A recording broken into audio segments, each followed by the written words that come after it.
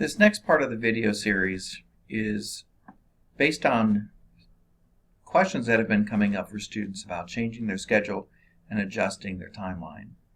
So there are times when you might want to change your course to a different section time. You might want to drop a course and move it to a different quarter. There's also times if a student fails a course or drops a course during a quarter that would require adjusting the timeline. Be sure to not just leave the courses there.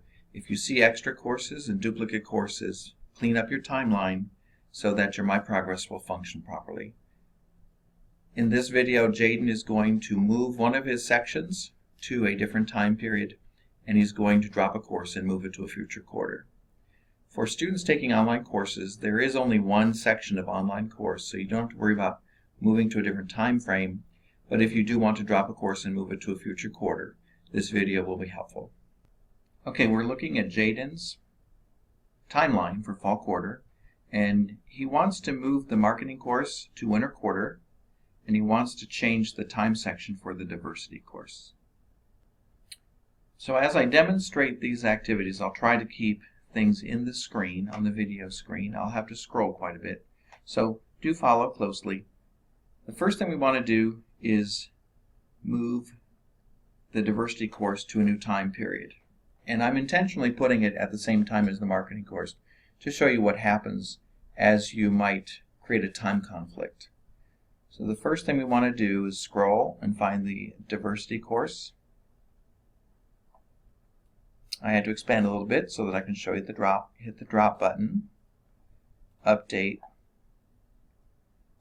and the course is now turned this yellowish brown color. Sometimes the course disappears entirely, so be ready for both to happen. And we want to go back to the UN 220, view other sections, and this is the one Jaden wants to choose. By putting it at the same time as marketing, it does create a time conflict. And so what we'll do then is to move the marketing course. So we will drop the marketing course. Okay, now there's some cleanup to do. This is really where advising has a concern about students who are not updating their timelines. So if you click on the timeline feature, okay, so I stretched the video screen to show the timeline button. You can see these dark gray boxes have now been listed on the timeline.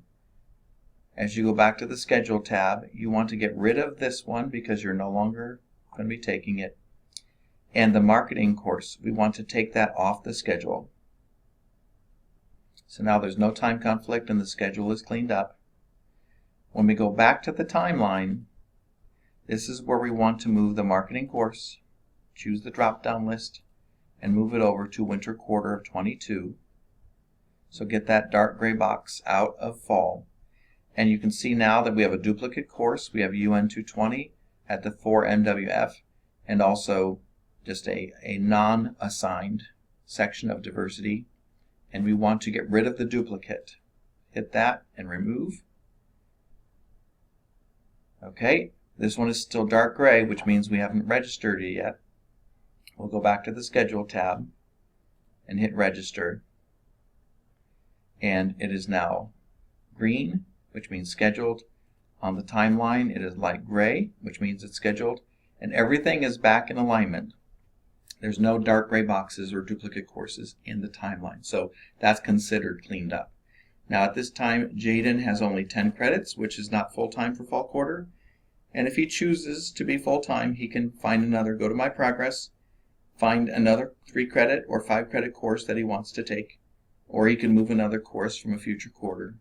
But that's a separate issue. He would just schedule another course like he normally would. This concludes the video about dropping and adding courses and adjusting your timeline.